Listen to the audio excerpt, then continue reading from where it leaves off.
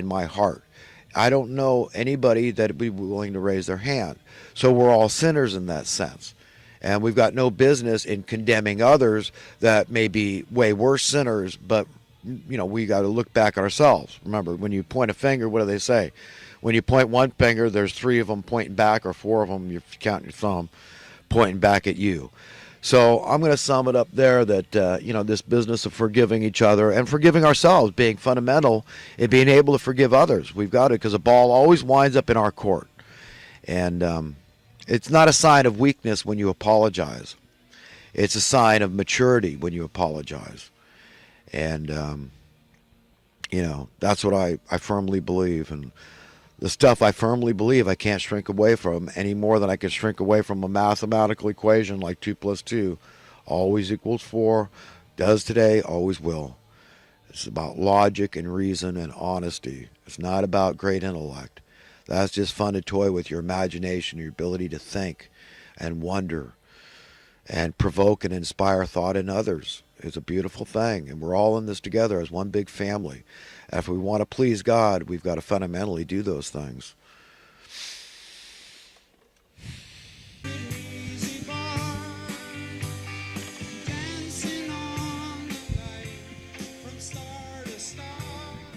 All right, I am done pontificating. Went way too long today.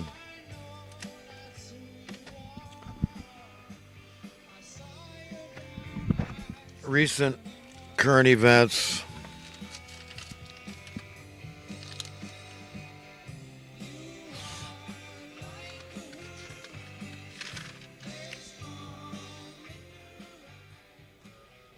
But yeah, the first thing I had put on that list was an apology to Alex Jones. I mean, and I shouldn't be cracking jokes about brain tumors, and it was really immature, foolish, stupid for me to say. And I'm sorry. Maybe I've got a brain tumor. I don't know. But I'm not getting checked up. If I can't get rid of a headache through prayer and through dietary changes, then forget it. I like cod liver oil. I mean, if you get sick like I have, it's good for respiratory. Anybody that smokes should take cod liver oil. This is something my dad taught me. It's anti-inflammatory. You got your A and your D in there. You take the capsules. It's cheap, easy to take. I don't take it all the time, but maybe, I'll take 5 of them when I think of it. Vitamin A is stored up in the liver, and so you don't need to take too much. But I do like this oil of oregano capsules with the at least 80% carvacrol, the active chemical in the oil of oregano. I think that's very medicinal and healing. It's quite expensive, though. Be nice if it got cheaper. Maybe I should start my own oil of oregano, 80% carvacrol business, so I can compete. But, they are expensive but I think it's very healthy. Very good for you. I'm also a believer in activated charcoal. Remember, I don't take any of this stuff all the time, but I do believe these are very medicinal from what I know. I think cayenne pepper, I recently started eating that. Been doing a lot of sardines on sourdough bread. I think it's very healthy. You get your iodine that way. It's the only meat that I really eat on a regular basis is fish, but I'm certainly not a vegetarian because of that reason.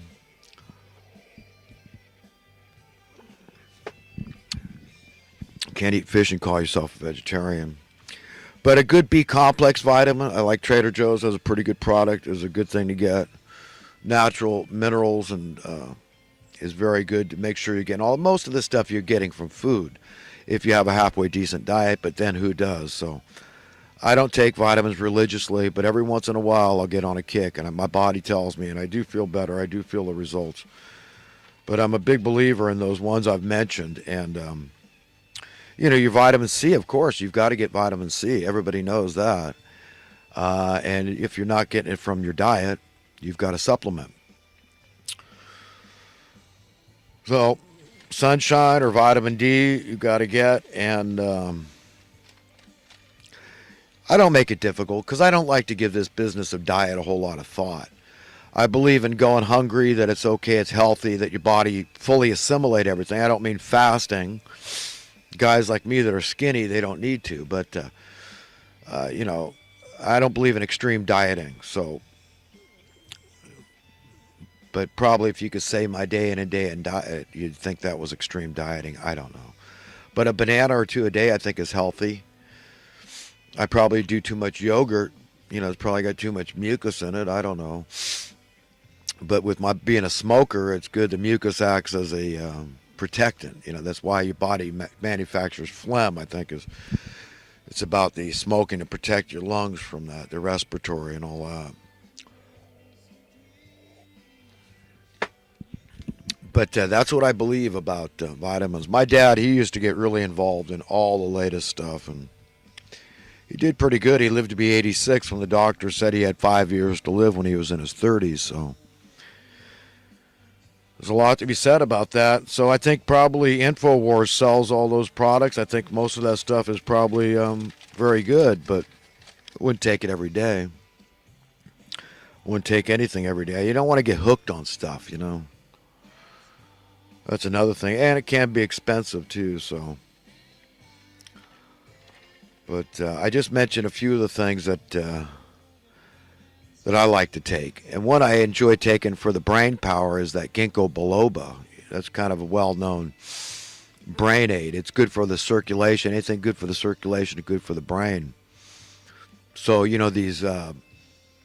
these herbal medicines like male vitality or female vitality, I think these things are probably good. When you get older, especially if your testosterone is dropping, or for women, I guess it's estrogen, or I don't know, they need some testosterone too.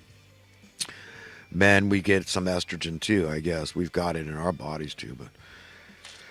But anyhow, you get the gist of what I'm trying to say about what I do for my health. And being a smoker, I do have to watch my step, but remember, a lot of smokers outlive non-smokers. It happens all the time. And a lot don't. This Mayor Ed Lee, I don't think he was a smoker, and he's dead at 65. That's pretty young. So I had two brother-in-laws that weren't smokers, and they died relatively young by today's standards. One was at 65, one at 69. Well, anyhow, back on to current events. Yeah, Trump should warn, not bluff, the HUD, regarding Section 8 funding, that unless they end all homelessness in short order, okay, with that $50 billion they get, then he's pulling the funding entirely. That's what I would do. I mean, you want to play games, you want to play hardball, I'm down. I'm in. Okay, let's get crazy. Okay, pull the funding, $50 billion a year to pay off the deficit. It all goes to the Federal Reserve. We're playing hardball now. Okay, all those people are going to be homeless. Not a bluff, a warning to Section 8 HUD. All those people getting those fat ass paychecks off my dime, your dime, the taxpayer's dime, to subsidize this welfare program, this subsidy to guys like Rich Dad and his ilk, and the problem just gets worse and worse and worse. So yes, let's get crazy. Pull that funding immediately. Immediately. See, I know how to get crazy. Let's get crazy. And then put it in a fund and say, no, this is just going, we're putting all those tens of millions of people that are currently collecting welfare subsidies for Section 8 housing that's going into the pockets of fat cats like Rich Dad, Robert Kiyosaki. And instead, we're putting that into a fund to build people houses. So in the meantime, all those tens of millions of people are going into shelters. FEMA could take care of them in the interim until we buy them houses. See? So you want to call me incompassionate? Did you hear what I said? Don't. You want to call me a liberal? Don't. Okay?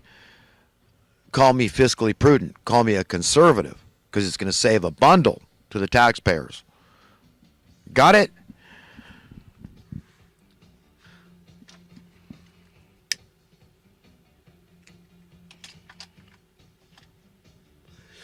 You want to get crazy? Let's get crazy, man.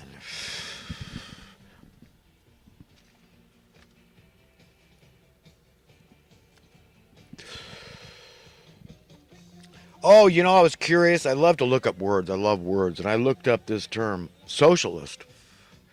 And the first term I used Google as a search engine. And the first thing that came up was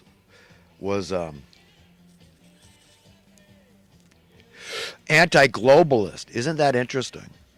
Anti-globalist is the first. That's how Google defines socialist. The first word. They might have changed it by now. It's constantly in flux. But that's what came up.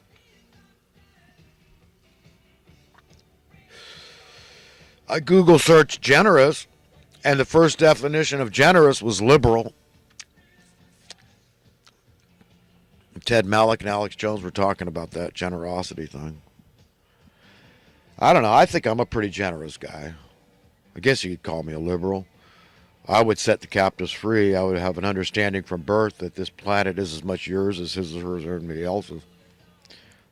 So knowing the system won't break down, there's plenty for everybody. That's enough. Oh, I saw an idiotic local report here on minimum wage and how this is going up in January. Blaming the workers are so stupid. And they got this poor minimum wage gal working in an ice cream parlor interviewing.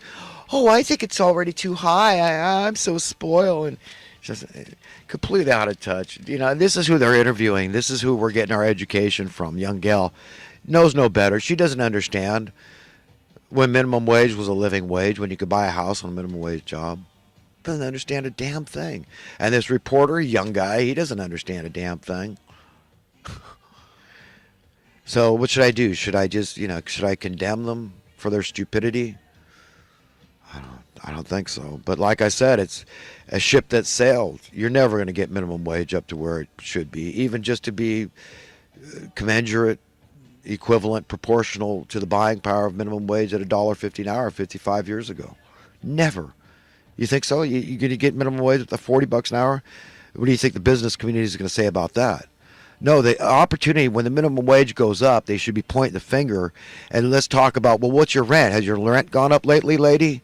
Or do you live in your mother's basement? Ask her those questions, you reporters. About the cost of living. Let's talk about, because this is an economic discussion.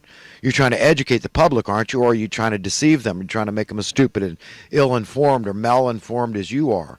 You see why it makes me nuts, folks. It makes me absolutely nuts that there is such wanton ignorance and stupidity and confusion in the land. So please forgive me.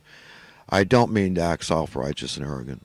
But I have a really hard time with this, a really hard time with people not understanding just recent history. I mean, what good is it to learn ancient history if we don't learn from recent history? And understanding how social, political, and economic matters are all one and the same. And how it all, all the stuff I talk about, biblically speaking, and the root of all evil, how it's all part and parcel. It's all one and the same. It might seem disconnected. I'm all over the page when I talk. But it's all the same, man. You want to be free. Want to be happy. You want to be happy. You want to be free. You got to understand these things. You got to be empowered. Accept that empowerment. Go out and empower other people. Fight the good fight. Understand you don't go it alone. You got to reach. You got to get a consensus going. A meeting of the minds with the general public. Let's define a few terms. Let's define progress. Let's define freedom. Let's understand supply and demand. Let's understand these terms. Let's understand. Let's discuss them.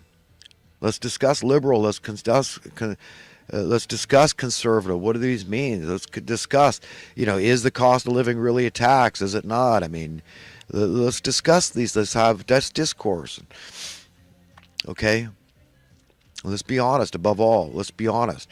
You see, but people want to rationalize. It's like a nuance. It's like a very subtle form of hypocrisy. It's lying to ourselves, deception, because our self-interest. This is the motivation why we tend to do this, because we see our own self-interests are at stake.